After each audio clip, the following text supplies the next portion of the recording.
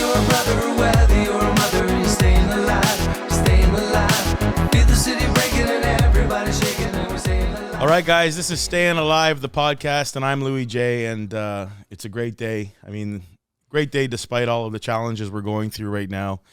And I don't like to be the gloom and doom guy, but, geez, we just got shut down for the second time. And I don't want the podcast to be about the shutdowns. I want to be about what's moving forward and how we're moving forward.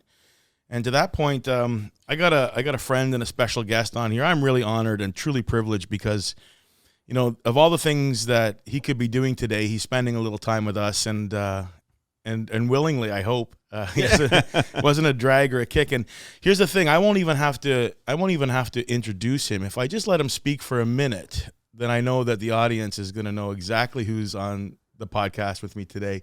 If they see his fantastic mustache, they'll know who he is right away. But I can't let that happen. So I'm so happy to have you here. I have Massimo Capra here with me today. Ladies and gentlemen, put your hands together. Yes. I will. There you go, Frank. Thanks, bud. Oh, you can hear the clapping already. There Oh, my God. Yeah, boo. Massimo, I'm thrilled to have you on, bud. I mean, It's a pleasure to be here. Thank you. And I like the idea because in developing this podcast, I mean, the whole premise is that, hey, listen, I don't know what I'm doing, but I do know I enjoy having conversations with ordinary people that are doing extraordinary things. And you typify that for me. The thing is that you're a real guy that's humble and kind and, you know, and smart and intelligent. And the way that you navigate, I think, is an inspiration to a lot of people. And man, have you ever made it to the track and back? Maybe, I mean, the accolades are endless in the sense that celebrity chef, brand ambassador, on many TV shows. Certainly, you know, we see you on the screen all the time in Canada and then beyond. I mean, this is a world that a lot of people starting out in business would dream of. And I think it's going to be a really cool conversation just about, you know, how you ended up getting there and where you're going to go from there. So welcome to the podcast. Well, thank you very much for having me here. I mean, it's a very interesting road, actually, that I've traveled because I never went after anything, really. All I want to do is I want to be in the kitchen. I wanted to cook. I just wanted to be left alone. And every time I said that, something came to me. And I have this impulse that I can never say no to anything. That's and great. This is really bad on my part because I get caught up in some schemes sometimes that are totally stupid. Made some mistakes. Yeah. Well, not mistakes, but you know what? I mean, I had to backpedal a lot because you know what? I say yes, I get excited about something, and then after I go home and I think about it, or my you know, outside brain thinks about it, like my wife, you know, and then you realize, why did I say yes? You know what I mean? This is ridiculous. And so you have to approach it in a different way. But, you know, you know, the fact being humble, I mean, I'm myself. I don't play it for anybody. I don't do anything for, you know, any particular reason. It's just who I am. Well, I think that translates. I mean, there's an authenticity to you in the way you deliver and the way you appear. And we've heard a lot. Like we have a chance to see you in various roles and capacities. I mean, you could even take a cruise and have you on there, celebrity chef and I've and done the likes. that. Yes, and I think that's many. Really, I think love that's doing really that. cool. But there's an authenticity to it. There's a realness, and I think that you deliver that, and people recognize that. They don't think that you had to be angry and mean at somebody to be able to be known. No. And that's not you. No, that's not me, actually. Whatever comes out of my mouth is always on the spirit of the moment, right? I mean, it doesn't carry on ever. You know, I never carry a grudge, really. Mm-hmm. You know, I mean, I've learned over the years to like and dislike people for what they do. And there is a lot of people that I don't talk to. I don't engage with because, you know what, I don't care about them. You know what I mean? And sometimes it's bad for me because I should be more political and more, you know, diplomatic sometimes they say. You know what I mean? I probably could be further ahead if I actually had a little bit of a sense of how to play people. But I don't know how to play people. I mean, I don't have a clue how to play people.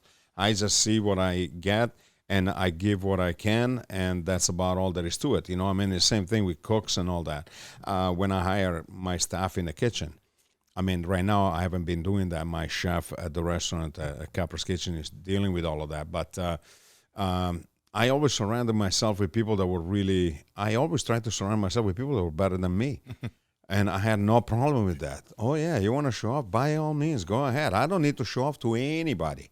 Right. I don't want to show off to anybody. I don't care. I don't do, competition shows and all that because I don't like doing that. Right. Partly because I don't like to lose either. You know what I mean? But, you want to. but I mean, I find them so cheesy and so overdone and so ridiculous. You know what I mean?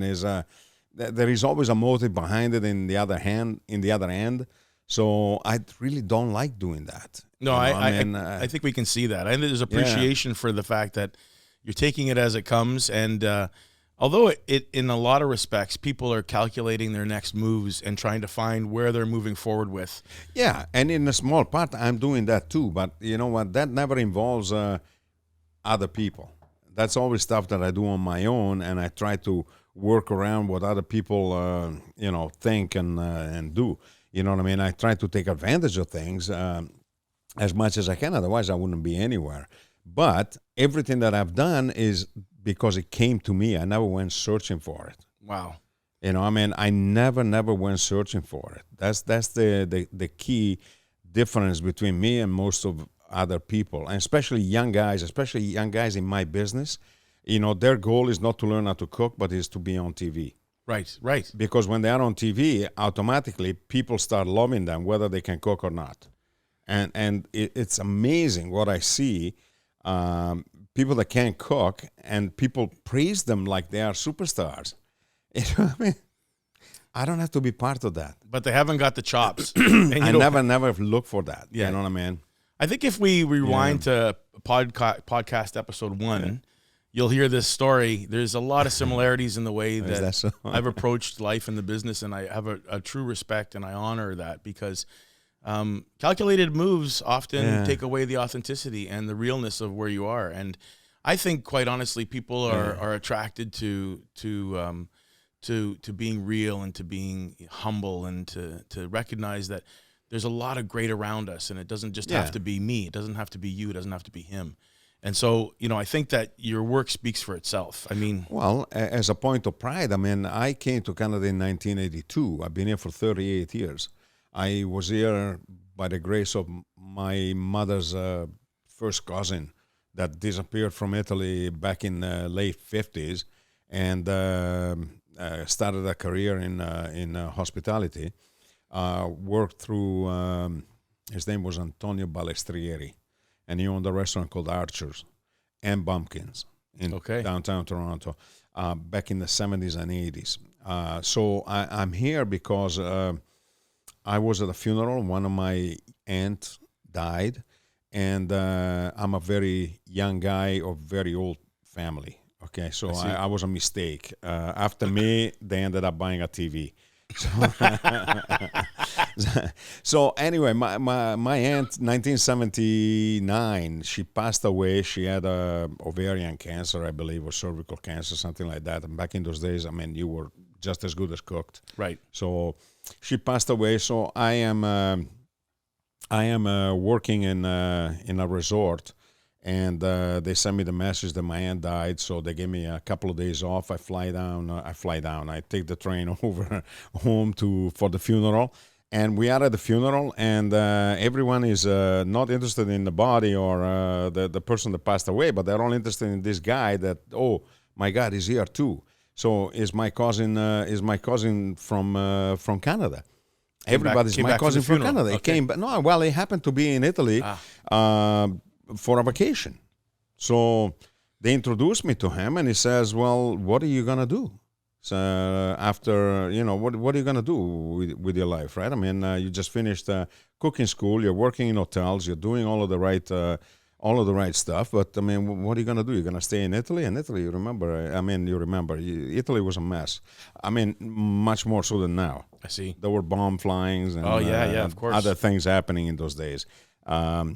So spoke to him, And he said, well, I can make you come to Canada. I said, I live in Toronto. I said, what the hell is Toronto?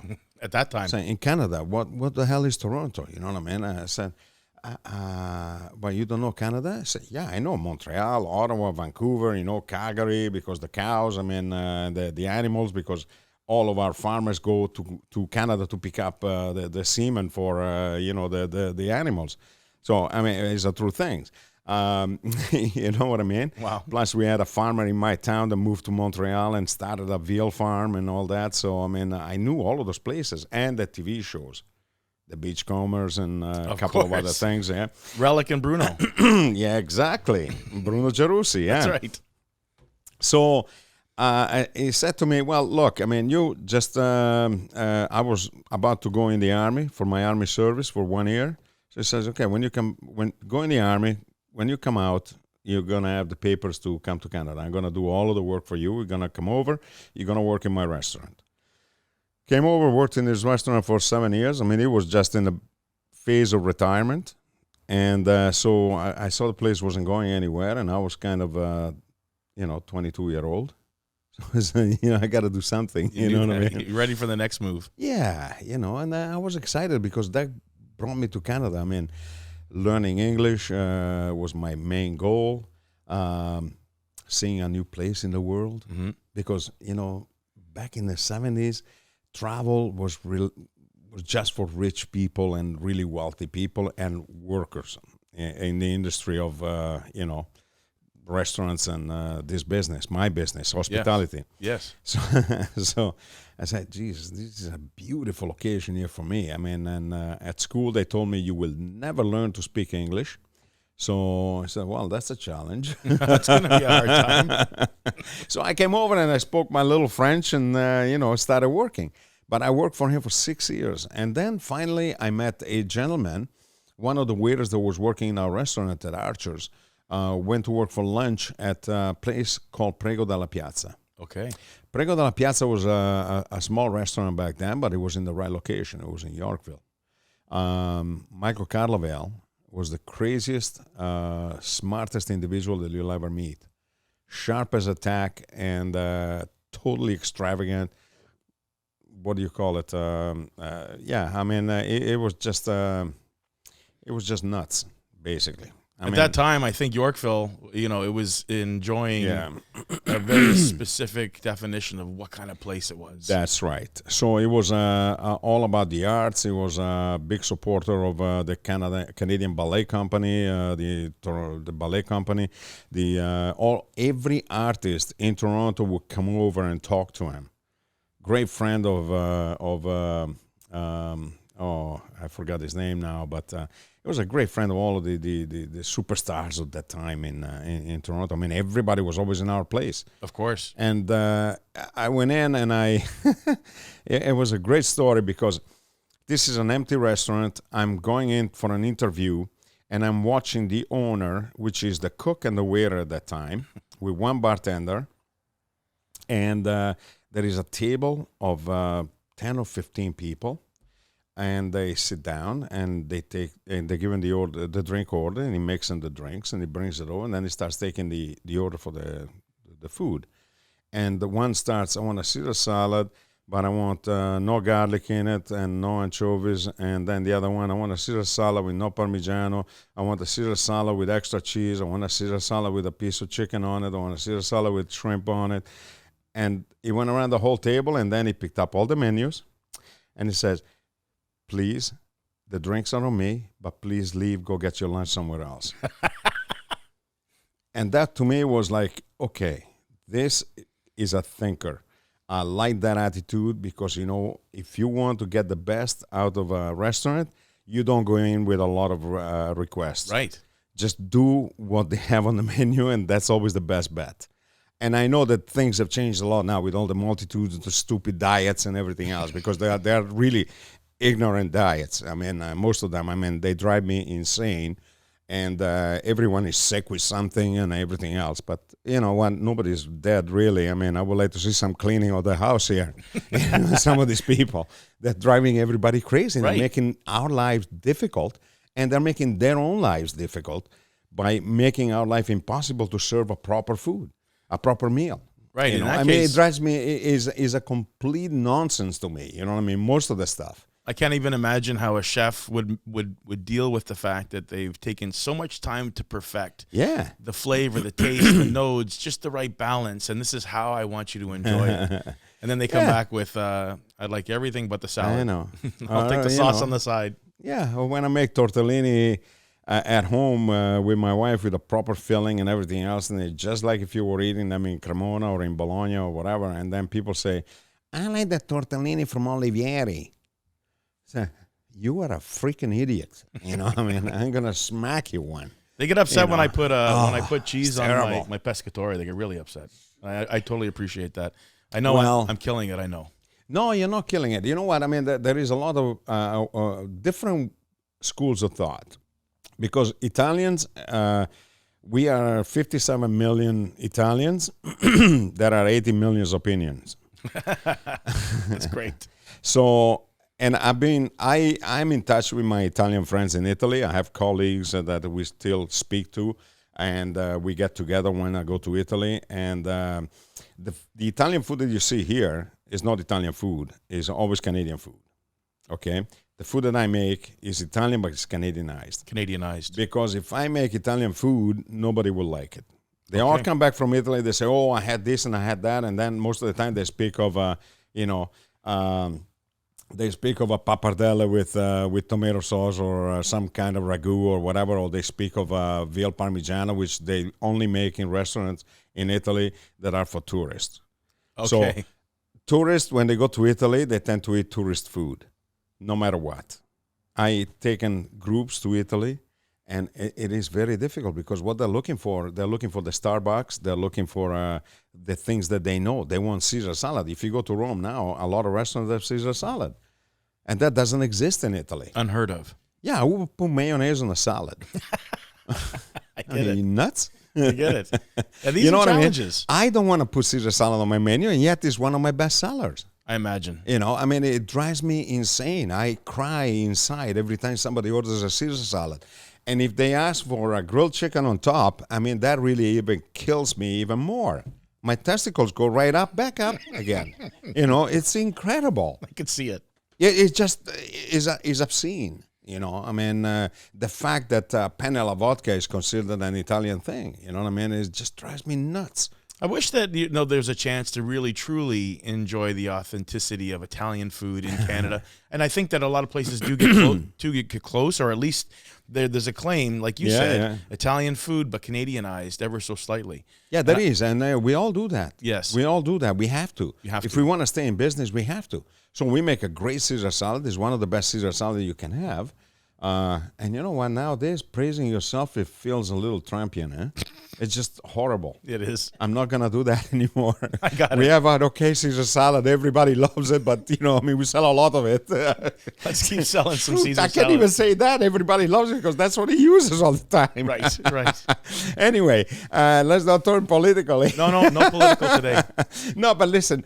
So when I went to work at Prego della Piazza, I mean, and I saw him do that, I said, you know what, there is some thinking here being done, right? And then he starts talking to me and he says, oh, I want to buy all Italian wines, all top of the line wines. We're gonna have Crystal on the table.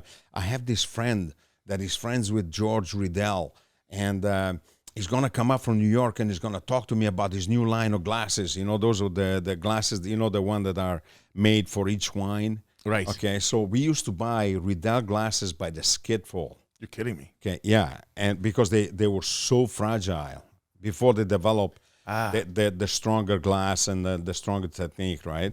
We used to buy them by the skidful, okay? Rosenthal dinnerware and, you know, the best of everything. Best linen frette from Italy and so on and so forth. Back in the days when we had tablecloth on the table. And then he's taking me around the dining room and he says, well, you see, there are too many tables in this dining room. I want to take away a table. I want to put a sculpture. And I have lots of art in my house. And I want to take all of my art and bring it over and really showcase to people. I want them to feel good in a beautiful space with real art and all that. And my wife was like, oh, I don't know. This guy sounds nuts. And I was totally enthralled with it because you know what? This is there's nothing more beautiful than surrounding yourself with beautiful things. Amazing. That's as simple as that. So I was there for 10 years. I worked from 10 in the morning until sometime 2, 3 in the morning.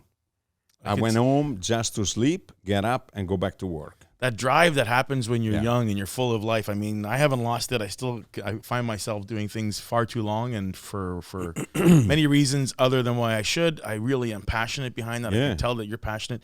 But when you hear stories of guys like that, that put the experience first, then you recognize that there's staying power there, because they'll put everything else behind the fact that they want to make sure somebody that comes into their environment loves it for not only that, but this, but this, but this, but this. And then that becomes a conversation. Yeah. I think you've done you've done a magnificent job in all the brands that you've attached yourself to and you developed. Certainly beyond that, how does a line chef or a cook in a restaurant like that make the next move? How did that come about? This is funny because I had a very rough beginning. A very possessive mother, never let me play with everybody, and I had very strict rules at home. I mean, the whip was out every day. I had to wait for my father to go home, because if I went home with my dad, then she wouldn't beat me as hard, you know what I mean, and things like that. And I was probably rambunctious myself. I mean, that's what everybody tells me, unfortunately. I mean, they corroborate all the stories. But, I grew up in the country, you know what I mean, total freedom. I mean, I would get up in the morning and just go and collect some snails or catch some frogs, and my mother would make them and eat them, you know what I mean. It was great. Total country bumpkin, you know what I mean. It was beautiful. Yeah. But that's what everybody was doing. My mother would go out with a little basket and come back with all kind of lettuces and things that were wild, and then we would eat that, I mean, go and collect nettles, to fill ravioli with, or to make, saute them in butter and garlic and have them as a garnish or as a vegetable. I mean, all kind of beautiful stuff, right? So I had a different upbringing. I mean, my mother raised chickens. My father was always working in the farm, and he was milking cows by hand for 50 years. His hands were atrophied like this. Mm-hmm. And then at 75, when he finally decided to stop working, he went to the hospital and they fixed all of his hands. And then finally, at 8 years old, he was like, look at my hands, I can move them again. It's like, well, yeah, you spent all your life going like this, milking the cows. I mean, what? What a life. But he stopped working at 75, but he kept a part-time job until he was 85. Incredible. Okay, and he rode his own motorcycle, and he had an accident when he was 90 because he was petting a dog while he was riding his moped, and the dog went right in between his wheels, so he fell and he hit his head. And 3 years later, the concussion caused an ictus, and so that's then I mean, everything else after when he was 93, everything else just you had an accident, you have you know what it is, right? Of course, yeah, of course. So, but the last hour, he was in a hospital right across from our house in the old age home, and he gets up and he looks at his garden and he's like, nobody's doing anything in there, huh? I'm going to go and do it myself. Are you kidding me? That's what he said. And then the nurse came in. No, you can't stand up. Yeah, my back hurts a little bit, but I'm going to go and fix my tomatoes. Amazing. It was June 11th, okay? And he sat down on the bed and he says, I understand. And he just sat down and said, okay, say goodbye to my son. And then he laid down. An hour later, he was gone. That was really special because my mother and my brother were there, and they saw it, and they're like, I don't get this guy. I mean, he gets up, he wants to go in the garden, then he gets a little problem in his back. The nurse tells him to go back to bed, and he's like, yeah, I understand. Goodbye.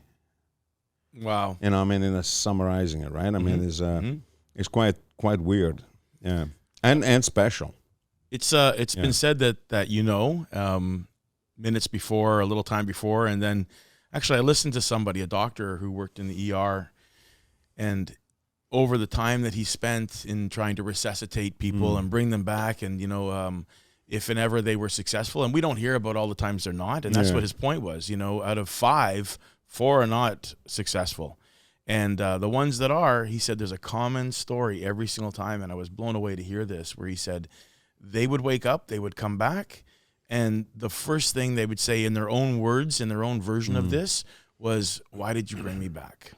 Yeah. You know? Yeah. And so yeah. you think about that. It was the whole premise of the conversation was about accepting what you are here right now and being completely comfortable with it, because there's a moment when, in his reflection of what happens at that moment, it's that you've gone to a complete sense of peace. Yeah. Can you imagine? Yeah. Imagine we try all of our lives to get to this happy place. I know. And the minute you get there, somebody brings you back. I don't know. I might want to just stay. I don't know. We'll see how it goes. But in any case, you know what? Anyway, that's my my upbringing, right? I mean, 3,000 people is the whole extended community. I mean, 5 villages, but my town is only like 1,600 people back in the 70s. So a lot of everyone had gone, you know what I mean? And most of the people that were working in factories and all that, I mean, we have a giant, we have the largest surgical steel or specialized steel maker in the world is in my town, is in Cremona. So a lot of the people went to work in those factories and in those smelters and, doing factory work. And a lot of the people that are 10 years older than me, the only way I see them now is when I go to the cemetery. Is that right? They're all gone. They're gone. All gone. Their parents are probably still alive. They're 199 and 90. All the people that worked in the farm, you know what I mean? They were all, when I was a kid, man, I used to put 2 liters of a 2-liter bottle, 1 liter of wine, 1 liter of water, and then 5 scoops of sugar, shake it, put it on my bicycle, and take it to the country, to the fields, when my father and all his buddies were working, right? I mean, they would be doing farm work. And that's what their, drink was, to rehydrate themselves. That's rehydrate. Mm-hmm. Wow. What a life. I mean, the humble beginnings, farm life. I mean, do you think that had a way of instilling in you a work ethic? I mean, mother was hard, father was hardworking, and, collectively that has to influence and shape the kind of guy that you become. I think that gave me the the only thing that I still carry from those days really is that fear of failure. I can accept it, but sometimes failure is not up to you. So if I fail because it's something I did, okay. But if it's external forces, then it drives me insane. You know what I mean? So if I fail because I can't do something, I'm the first one to say, no, I can't do it. Sorry. Mm-hmm. You know what I mean? It's fine. I can't reach it. That's okay. I'm not afraid of that. But if it's because something is pre-established, and there is a lot of that. You know what I mean? It's all about who you know and who you talk to and who your friends are and all that. Especially when you do competition and so on. Hard to accept. Hard to accept for me. Yeah, I think when you lose control, when you're used to being in control, and you're helping to define the destiny and how you relate to it, then that's a challenge, and that really can hurt you. I tell you one thing, though. I mean, if you want to be in the position that I am, it's just like everybody else that is in a certain position in life, in their job, in their work life. You can party a little bit, but you can't make that your life. Okay, so you gotta keep your nose clean. Euphemism, but works, especially now. Especially in hospitality. That was a world that was entirely different. Exactly. Mm-hmm. You got to go to bed early, get up early. You really do your stuff. You got to show that you're doing it, okay? Otherwise, no chef like me is going to be impressed. Got it. You got to keep your nose clean. You got to party very lightly. Mm-hmm. You have to pick your times, and you can still have a lot of fun. I mean, I can tell you I had an incredible amount of fun, but I am the one that always carried the torch, right? I mean, so in hotels, I mean, I was always the one that the chef relied on to get things done. You know what I mean? When he wanted something special, everybody had their job, but when he wanted something different, he would come to me. When I went in the Army, I went there and I was, I had already worked since I was 14 years old. I worked in hotels and restaurants, and I was accustomed to living with other people, adults, male and female. I would be 15 years old. We were working in this hotel up in Courmayeur, and at the foot of Mont Blanc. And we are 8 in a bedroom, a large bedroom, as big as this room, okay? And from 15 years old, me, to 45-year-old single guy, entremetier, right? And in the other side of the corridor, there is the women bedroom. And at nighttime, they will come over and party. I am 15 years old, and my chef is pressuring me to death, okay? It's making me do all the dirty stuff. I have to get up at 8 o'clock in the morning, and this is 4 in the morning. They're still playing cards and, doing whatever they do, drinking, going crazy. 8 o'clock in the morning, I will be down in the kitchen collecting all of the pots and pans that I will be needing for the work day. Because, when you have like 15 cooks and you have only so many pots and pans, the early bird gets the worm, right? So you got to go and collect everything. So you got to read the menu, figure out all the steps of each recipe, pick up all of the pots and pans, hide them away, and then Right. the chef will stroll down at 15 with his coffee, and then he would check if you had done what he had told you the night before. And if you had not, then you would be really in a mess. I never had issues. I had one chef that was riding me so hard that it drove me nuts, okay? I mean, I was like exhausted mentally and physically. At the end of the season, he said to me, I want you to work here next year again. You're good. And everybody else was making fun of me because I was like, just like this with blinkers on, just trying to get my work done, right? Heads down, heads down. So heads down.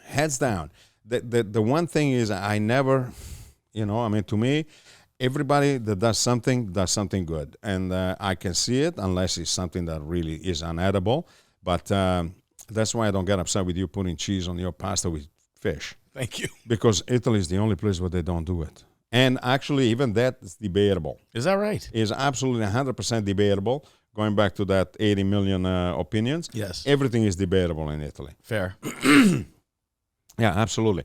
So keep your head down, work hard, shut up. Mm-hmm. The first thing that young people nowadays have to do is shut up. I agree. They don't shut up. They think they know everything. Oh, yeah. As a matter of fact, right now, I'm getting a complex because every young person I meet is like, holy crap, they know so much. I know nothing anymore.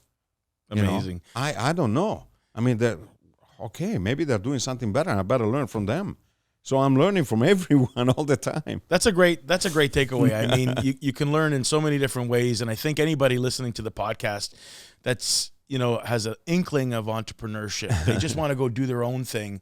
Recognize that your lessons can come from every walk and every opportunity.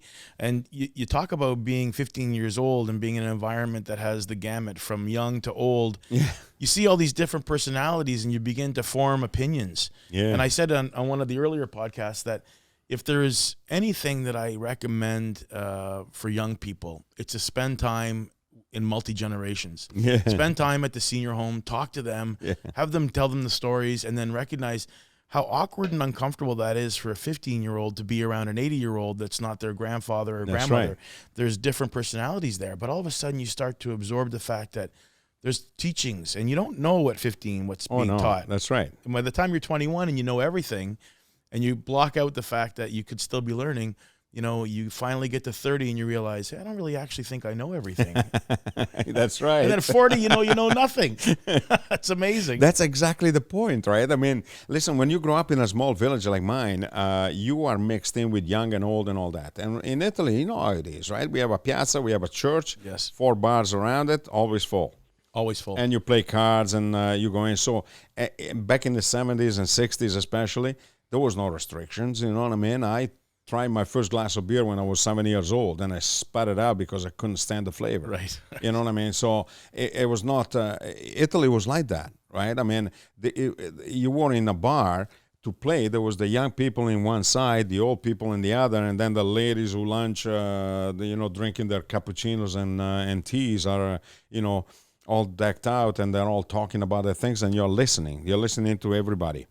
You're playing. You're picking it up. Yeah, you're picking it up, and you're there, and they know you, you know them, and you sometimes you make fun of them, sometimes they make fun of you. There is an enormous amount of interaction that unfortunately, living in the condition that we live here, everybody with their own little house, and they all go only when they want to. They only go where they want to go. They attach themselves to small little groups, and they all become little cliques. It didn't happen that way in Italy, man. You know, that piazza, and I have a video actually on the internet about that piazza, because that piazza where the church was, the priest would be standing there shaking his head because nobody was going to church anymore, and all the bars are full, and then kids are playing frisbee. Some of them are on the church step over there reading the Penthouse, Xavier Hollander, you know what I mean? We used to love reading that. Is that right? Right on the church step. Maybe smoking a joint, you know what I mean? That's when you're young, that's what you do, right? I mean, then some old guy would come by and maybe was a little drunk or whatever, and you just make fun of him, and then he get mad, and then he do something stupid, and then everybody laughs, you know, and that becomes the life of the village, you know what I mean? It's quite interesting. But you have a collective. I miss that. Yeah, you have a collective narrative there. You have an experience that has everybody connected to something. You know, whatever happened in the piazza now has been translated into the home, and that becomes a story and a condition for you to kind of want to go back and be part of it. And I think you're right. I mean, we've never enjoyed that type of cultural no, you don't. Community. No. You know, although we are community, and you know, I think we're fortunate in the community we live in that we do have this connection to the businesses and the people, and we get to see them. And we've got a small village kind of old world charm here. And that's why 9 years ago, when I moved down to Lorne Park, and I started frequenting Pork Reddit and Clark's and all that, I mean, it became very apparent that, the good part of living in a village exists here. All the people around here, they all know each other. They all know who you are. You all know who they are, and it's absolutely beautiful that way. Okay? I agree. And now we are at a point in time where we are a little bit more restricted in what we say and how we think and all that. So we reserve judgment. Yes. When you grow up in a small town like I did, nobody reserved judgment. If you did something wrong, some old lady would pick it up, and then she would tell your mother tomorrow morning when she went to buy bread, and then she would come home and bada boom. You know what I mean? You're done. Yeah. You know, so you have to be very, very careful. I think that sense of community is missing. I agree. Because you know what? The policing by everyone on everybody else kept everybody in check. Well, and there's the saying, it takes a village is actually very true. It is. The village looks out for everybody. And I think we enjoy a small, slight segment of that here and in little towns like this around the world. And, you know, and if people are listening from an environment like our little community, they'll know what we're talking about. Oh, yeah. It's a beautiful thing. I'm enjoying it tremendously. As a matter of fact, I don't go, unless I have to, I never go north of the Queen Elizabeth Way.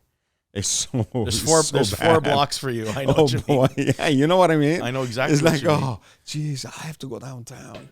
You know, I used to drive downtown every day, 100 kilometers, because I used to live up in Erin Mills, so it was 45 kilometers one way, 45 the other to get to Yorkville. And it was 32 kilometers, but 45 traffic lights.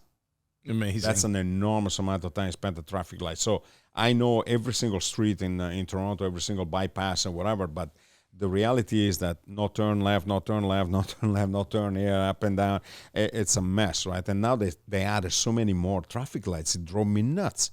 So when I go downtown, I am like, oh my God, I did that for 30 years, 35 years. Right. I mean, that's insanity. Yeah, but so you then at some point you made a decision that you're going to be in your community. You're going to open a place in your community. Yeah. And you're going to serve the community. Your personality's injected in there, and everybody loves it. I've never heard anybody leave there and say that wasn't what they expected. Listen, the beginning was very rough. I admit it. I knew it. I always said it, and I'm not ashamed of it. I'm embarrassed by it a little bit because the beginning of Capra's Kitchen was very, very rough. In what regard? What do you mean? Well, I mean, it's extremely tough to find really cooks that are interested in what they're doing, waiters that are interested in what they're doing. You see, I come from a professional environment where a waiter is a profession.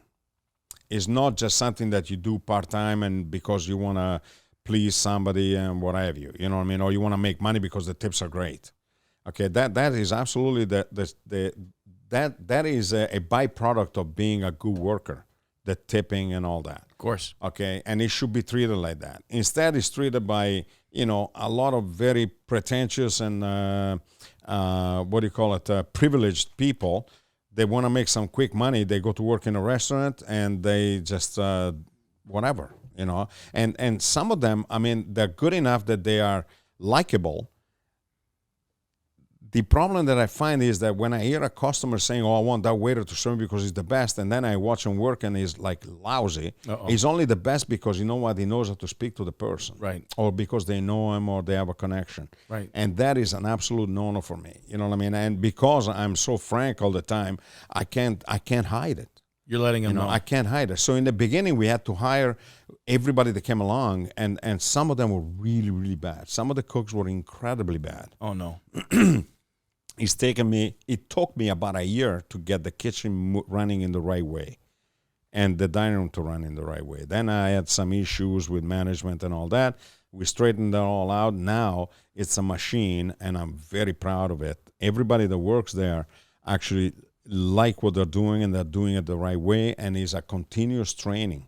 We bring in winemakers and wine reps all the time to talk about wines, and we bring in and train our waiters once a week. We have a little training session on all our drinks, our cocktails, and not that my bar is busy because I'm a lone wolf over there in Clarkson. I mean, Right. I have a great bar with beautiful cocktails, but I can't attract anybody to drink there. It's not a drinking environment. No, it's not a drinking environment. It's a food environment. It's a family place. Right. But if somebody wants to have it, we have it. We have a wine list that is extremely well curated. People from Toronto come in and they go like, "Wow, this is absolutely beautiful," and that's the mindset. But I could sell a cheap $30 bottle of wine. I can sell 100 of them, but I don't want to do that. Right. You know what I mean? I already lower my standards by having Caesar salad and and the occasional penne. So that's enough. That's enough for you. That's enough. I mean, I you know what? The idea of restaurant actually showing people and helping people understand what good food is almost gone out the window, because everyone that walks in, they think they know better and they have seen it done better on YouTube or Instagram and all that. So it's a stupid battle to fight. It's hard. It's very tough challenging because the amount of knowledge is very minimal, and yet they portray it as if they know everything. Expertise. They went to Italy once, and all of a sudden they know everything about Italian food and how it should be served. It's really, really offensive. You know what I mean? It is really offensive for a professional. Of course. You know it intimately, and I think that's what people they like to with confidence like to be an expert, and they like to share their expertise, and quite honestly they may not have the chops to be an expert there, and they don't have the experience and exposure. I loved your part about about people and who's working for you and with you. Because at the end of the day, it's your signature. Yeah. It's you it's your mustache on the logo. That's right. I mean, it has to reflect your standard. And when you find something that might be compromising that standard, I share that same sentiment, because although we don't serve food in my businesses, we serve an experience, not unlike a restaurant. And that is an amazing experience. I mean, this is great. Well, I mean, look at where we are surrounded with. I mean, this is just so comfortable. You know what I mean? That's beautiful. It's so to hear. beautiful. It's so comfortable. You feel enveloped by calm here. That's great. I mean, it's absolutely great. Well, then maybe we did a good job. No, you did. And listen, and everyone that is listening, take it with a grain of salt. I mean, restaurants are in a position that is unique in any business. When you go to a doctor, it makes you wait. It makes you wait in a room that is the waiting room, Right. and then he puts you in another little room, and it makes you wait again. If you go for an appointment at 2 o'clock, you're guaranteed that you're going to see him maybe at 2:30. If I were to do that in a restaurant, I get crucified. Unheard of. Okay, it's unheard of. And people walk into a restaurant, they feel like they are demanding. Yes. I want this, and I want that. They have no respect. It's absolutely insane. And I say it all the time, because when I go to a supermarket, I see how people treat the food, how they handle the things that they touch and all that. They're throwing it about everywhere. They put it in the basket, and then 3 aisles down, they They recant it. They take it out, throw it in a shelf here and there. I've seen longos. I've seen like packages of cold cuts. I mean, you have to ask for cold cuts to be cut and prepared for you, and then you feel bad because you bought them and you put them on a shelf somewhere. That's a waste, right? I mean, honestly, to be a retailer, you got to be insane. Everybody buying 3 pairs of shoes and then they bring 2 back, Right? Or they Right. maybe they bring all 3 back because they wear it the night out and that's it. That's it. You know, I mean, they put Keep scotch the tape tags, and then keep they the tags, go. yeah. Keeps the tag. I mean, that to me is insanity. You know, I mean, this is a society that is gone totally wacko. You know, I only buy what I use and what I really want and what I really need, and that's it. I never like to return anything, which is bad on my part maybe, but, you know, sometimes you buy crap and you need to get rid of it. Yes. But you know what? For the most part, if you go to Italy, you don't touch any food in any supermarket. You got to put gloves on to touch your pears when you go to a supermarket like Longos or Metro or whatever. Mm-hmm. You got to put gloves on, and there's somebody there that if you touch it with your hands, you bought it and you take it away right away. Incredible. What a different environment. Yeah, you don't touch anything. I mean, if you touch something, they'll kill you. Well, I think that there's this sense of like it's okay to be disposable, and It's horrible. and that translates into the experience too. I got to tell you, if somebody comes into our shops in this business, and we've made them wait for more than 5 minutes, it makes me very itchy. I get squirrely because Yeah, you don't want to do that. I don't want to do it. I want to be respectful of their time. You made an appointment. We're now in your schedule, so we have to respect that. Yeah. But I do understand that sense of entitlement that people have. You know, where Incredible. they got balls, man. it's very demanding. And even if you excuse yourself, you lick the floor on your knees and you excuse yourself, you buy them a drink or whatever, they still want more. Everybody wants more. Well, You and know? your environment's different in here. In I the kick sense, people out, man. I can imagine. Oh, I'm telling them. I mean, out. If you want to pick a fight with me in my house, you're going to get out. Right. I'm right. telling you, you cannot win. And I don't care what my reputation does. I don't care about my reputation. I'm willing to put it on the line. If you're wrong, you're out. Well, that's you know? integrity. Yeah. That speaks to integrity. Yeah, and that yeah. shows people Yeah. what's acceptable. And you don't do that unless it's absolutely necessary. I get that, you know? You're going to Yeah. find those moments where it's like, this is not right for me. Listen, if I make something bad, if my cooks cook something and it's not right, I'm the first one to say it. Yes. I will never cover up. Of course. The worst thing, I had a waiter that kept lying to the people. He had no idea what was on our menu, and he kept giving them stories, you know what I mean? And I caught him, and I said, if I hear you do that again, you're fired. And he did, and he was fired. And he's gone. He's gone. I don't want anybody to lie. If I tell you that I have butter in the sauce, there is butter in the sauce. If I tell you that there is, whatever, is made that way, okay? But if I put something on a plate, it's definitely edible. It's not over-salted. It's not under-seasoned. It's not, it's edible if I put it on the plate, you know. And so, yeah, I mean, When you have can't 3 compromise. people eating the same pasta that came out of the same pot from the same sauce, and one of them tells you, this pasta is awful. Excuse me? Why don't you instead say, listen, this is not to my liking. Can I have something else? Right. I'll make you whatever you want. Of course. But if you attack me right away with that business, oh boy. That puts my blood in a bad position. Well, the business that you're in is passion driven. Yeah. I mean, you decided to put that menu item out there because you're proud of it. And if somebody's now insulting in the way that they approach it, then I think that comes back to, kindness for the win. Not everything's going to be exactly the way you look at it and the way it should be in your mind, but it's not that it's not right for somebody else. No, that's right. I mean, we don't deliberately screw up something so that we want to, make it bad for you. No. We want you to come in, enjoy your meal, rave about it, go home and tell all your friends, and be happy and be full and be really satisfied. We don't deliberately fuck up something just because. You know what I mean? It's absurd to think that way, but sometimes you hear in the complaining, you made to feel that way. Yeah. You made to feel like you're doing it on purpose. Intentional. We don't mess around with people. We don't mess around with prices. We don't mess around with food. We don't mess around with anything. Okay, what you get is what you get. What we say is what you get. Right. And that's as simple as that. Well, even in these challenging times when restaurants are getting, they're getting knocked out and knocked down, and that's a real headache. You now have to worry about what happens when it translates to the plate at home. So they come to pick it up and they're That's doing right. takeout. You know, you still want to create that same experience. That's right.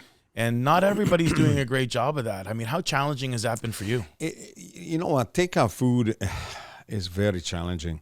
My pizza takeout, you know, I feel bad for people. You know what I mean? It's not that I feel bad. Sorry. I don't feel bad. I'm very extremely pleased that there is like a lot of people coming to eat and pick up food at Capra's. Okay.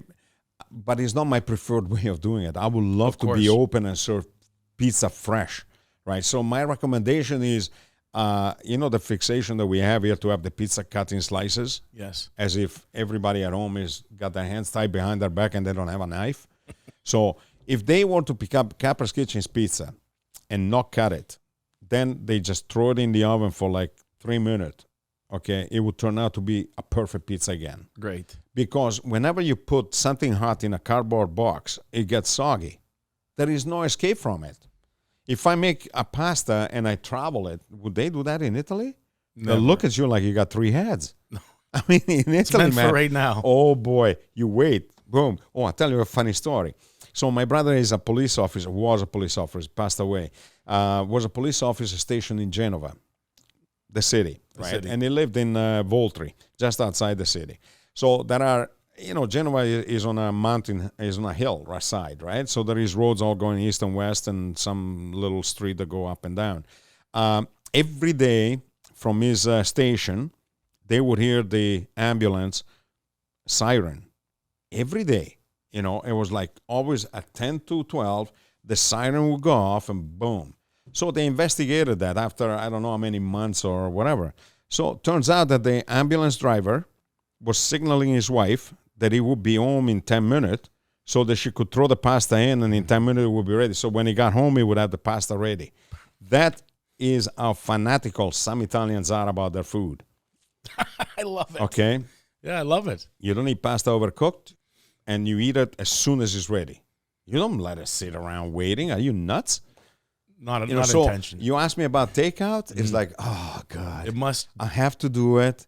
I have to do it, and I'm very happy to do it. And I really, you know, I pray that all of my customers and all the people of this area will come and order from me. But, you know, be patient, you know, and enjoy it is the best that it can be, given the conditions and given the times. Of course. And that's about all I can tell you. Well, I think that there is this sense of forgiveness that that we're going through right now. Because the business that you're running, the business that I'm running, and all of the small businesses really that are the backbone of the economy, this is not the business we intended to run. We had made plans for everything but this. Absolutely. So your conditions are changed. People, I think, are forgiving of the fact that it's not going to be exactly the way we want it. But at the same time, too, there's an expectation. You know, I still need it to be good, and I want to support. And I love the fact that we've got a community rallying behind us to be able to help support. Because, you know, quite frankly, if they don't, there's a good chance that a lot of us won't survive. Oh, no, I know. Absolutely. I mean, are you kidding me? It's impossible. Plus, you know what, the kind of quality that we try to embrace, right? I mean, I buy only premium products. And I do that because mainly I eat there too. Yes. So I don't have anything, you know, that is seconds or whatever. Everything I buy is like first class only. Same product that the big restaurant downtown, Mistura, used to buy. Yes. I use the same supplies that I used to buy at Mistura that I've used for the last 30 years. Amazing. Okay, it's the same product that McEwen uses, that Susuli uses, that Daniel Balud uses. We buy from the same suppliers. Okay, same quality, because we are that fanatical. I mean, and frankly, you know, I can't lower my standards. I eat there. Right. You know, what am I doing? Right. I think that's the... And having said that, I eat cheese slices. I make a grilled cheese sandwich. I have no problem with that, and I eat a lot of chips. Don't get me wrong. I'm not a food snob, right, by any stretch of the imagination. You're not a foodie. Yeah, that's the bad word that's been invented in the last 10, 15 years. It's ridiculous. You don't like that? Yeah, small knowledge and big mouth. That's amazing. Yeah.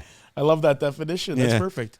But I mean, I think that you've had an incredible career, and it's well documented. You can find out so much stuff online, there's been some incredible glory days. There must be what's one of the highlight moments that you could reflect on if you're thinking back over the last 30 years. What one of them comes to mind? Okay, so the best thing was 1989, and I still remember it to this day.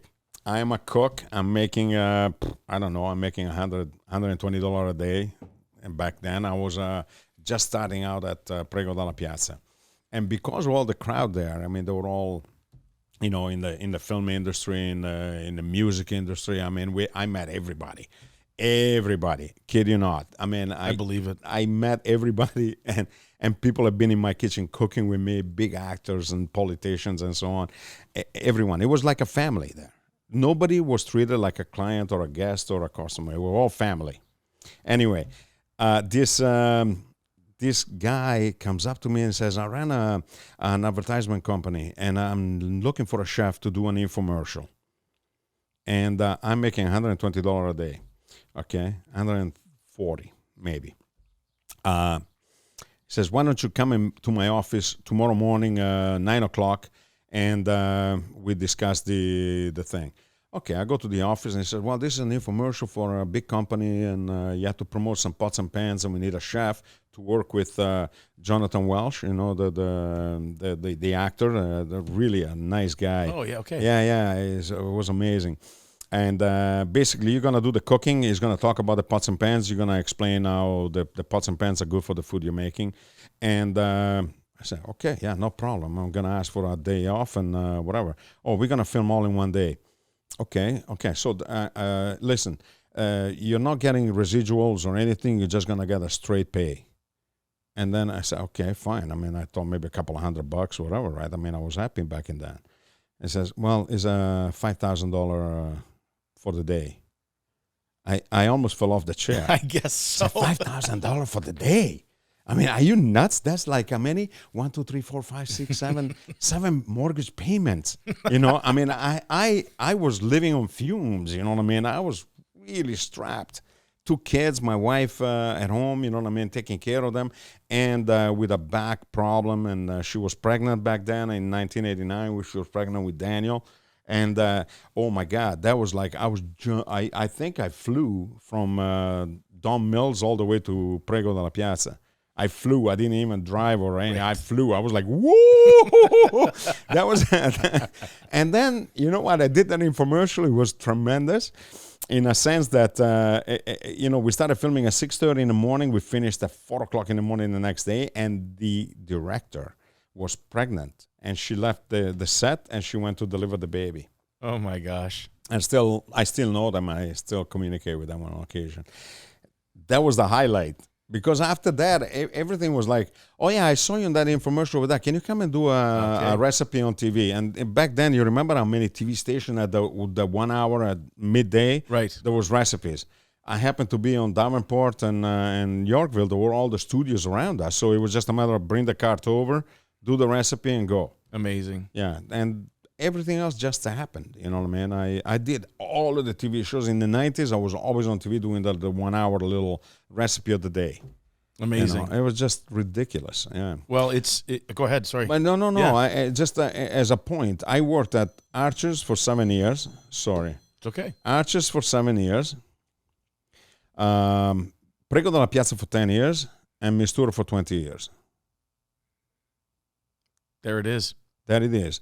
And I never had a bad review until I got totally pissed off at Jacob Richler because one day he said everything was fantastic, and then he called it a humdrum cuisine, humdrum restaurant. So, and I didn't realize that humdrum actually is not bad. It's not negative. It's just that, you do always the same thing, and it's always good and it's reliable. And he meant it that way. I was pissed off for like 10 years. And then finally I confronted him. I said, what is that humdrum business that he didn't even remember? It meant nothing to him and everything to you. Yeah. And the only other bad review I had one seriously bad review was on Capra's Kitchen about a year after we opened. And it was from Amy, don't even remember her name. anyway, from the start. I mean, and it was just horrible. She totally diced us up completely, and she was completely right. Oh. So, you know. I mean, Hard what- to eat what the can I do? reality. Yeah. About a year and a half in at Capra's, I almost wanted to shut it down because of the condition that the staff and the cooks and everything else and everything that was working. Because I had the place, I just didn't have the workmanship. You know, That was really bad. that's where the drive of being an entrepreneur and a businessman just really ends up pushing you Yeah. to correct, Yeah. to course correct, to overcome, and then to set course for what you really want to be part of. Yeah. And man, we've watched this incredible career unfold. I know that the audience and the community support you, very, very passionately. Yeah, and I'm very thankful. I mean, honestly, I can kiss the ground where everybody walks because I'm very, very happy about it. Well, I'm thrilled to hear that. Yeah, I think too, absolutely. this is a good story for anybody. And of course, Massimo's on every possible social channel that's out there. But when you're talking about brand building, about sponsorship, about brand activation, creating an icon image for yourself, I mean, you really could be that case study that gets written in textbooks moving forward. And I think that they would have a great time dissecting the business behind the business. And beyond all that, you're a hell of a nice guy, and that goes far. So I'm so grateful to have you on the show today. It's a pleasure. It was a nice chance to learn the stories, and I think that I can't wait in a little while after we get through all this to come back, revisit, maybe do it over some food. Wouldn't that be nice, Frank? And maybe we'll do it at my house. I this love time. it. Yeah? Let's do that. Maybe we'll stew a rabbit or something. Yeah, I don't stew a know. rabbit. For the vegetarian, I don't know if it's going to work. Are but you I'll try it. vegetarian? Yes. Oh, well, then we'll do all vegetarian. Yeah, of course. Italian know- food is mostly vegetarian. Exactly. Yes. And do you know that in my kitchen, in my menus, Mistura and Capra's kitchen, there is always a lot of vegetarian options. So there is no pancetta in every little base of Right, food. right. And you have a lot of choices. I mean, you've been there, you know. Yes, it. of course. And we do have the chef making a special vegan dish every day. Terrific. So there is plenty of choices, even on the brunch. I've never had a challenge when I've been there, and Yeah. I've enjoyed it every single time. It's been a highlight. It actually, my kids and my family look forward to it every time. I'm so grateful to have you on, bud. Thanks so much. Let's persevere together. Let's make sure that we move forward and get out of the conditions that we're in. Oh, boy. I can't wait to see us all flourish from that. Thanks for being part of it. And you can find, of course, Massimo on any social channel, Capra's Kitchen. And if you get a chance to order in, please do. And when you get a please chance do. to visit, do that as well. Thanks so much, Massimo. You're very welcome. Awesome. Anytime. We Thank got to do this again. I like that idea. Yeah, all right. Cheers.